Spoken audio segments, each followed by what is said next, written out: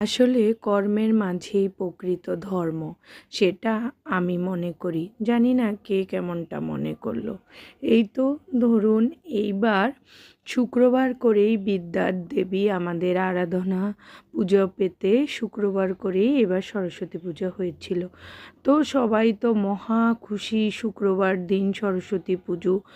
অনেক দিন পর, অনেক বছর পর শুক্রবার করে মা পুজো খেতে এসেছে। তো আমাদের বাড়িতে দুইটি সরস্বতী পুজো হয়। সরস্বতী পূজা মানেই তো বুঝেন, সকালবেলা অঞ্জলি নিয়ে বান্ধবীদের সাথে মণ্ডপে মণ্ডপে ঘুরে বেড়ানো, খাওয়া দাওয়া, সকালের আনন্দটাই অনেক আলাদা। তো আর কি করা, ছুটির দিন, সেজন্য সবাই মহা খুশি।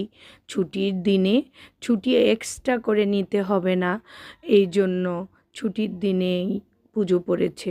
আমার তো ভাই আবার ভীষণ জ্বালা, মহা বিপদে যেন মা সরস্বতী এবার আমাকে ফেললো। কারণ হচ্ছে, আমি সপ্তাহের অন্যান্য দিনগুলোতে ছুটি নিতে পারলেও শুক্রবার দিন আমার ছুটি নেওয়া মহা বিপদের কথা।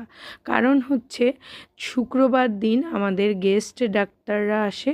সেদিন আমার সকাল থেকে রাত্রি 8টা অবধি কাজ থাকে। সেদিন আমার ছুটি নেওয়ার কোনো জো নেই। সেদিন মনে হয় আমি মারা গেলেও যমকর্তাকে বলবো, আজ নয় কাল এসো। তো আর কি করা, ধর্মও করতে হবে, কর্মও করতে হবে।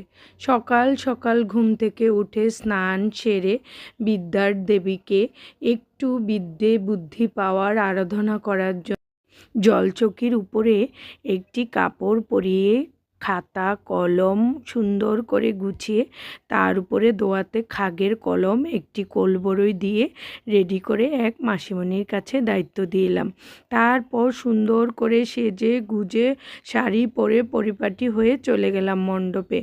ওমর জ্বালা, গিয়ে দেখি মণ্ডপে তো পুজো দেওয়ার জন্য মাত্র লেপা মোছা হচ্ছে।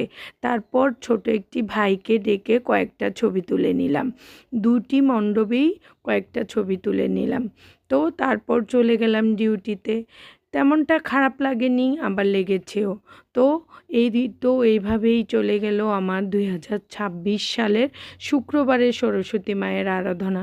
তো এতটা মন খারাপ করেও লাভ নেই, কারণ রাত্রিবেলায় আবার বান্ধবীদের নিয়ে